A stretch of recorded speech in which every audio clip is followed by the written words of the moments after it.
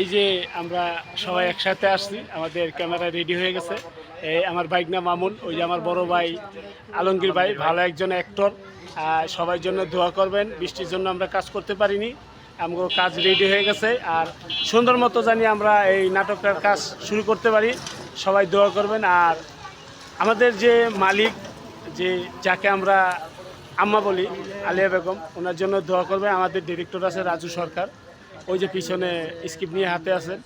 আর রাজু ভাইয়ের জন্য আপনারা সবাই দোয়া করবেন, জানি সুন্দরভাবে কাজটা আমরা। কোন শিল্পীর কাজ করতেছি মামু? আমরা ওই যে আলিয়া বেগম আছে না, যাকে আমরা আম্মা বলি, ওনার কাজ। আর ডিরেক্টর হচ্ছেন রাজু সরকার, সহকারী ডিরেক্টর হচ্ছে শিপন খান।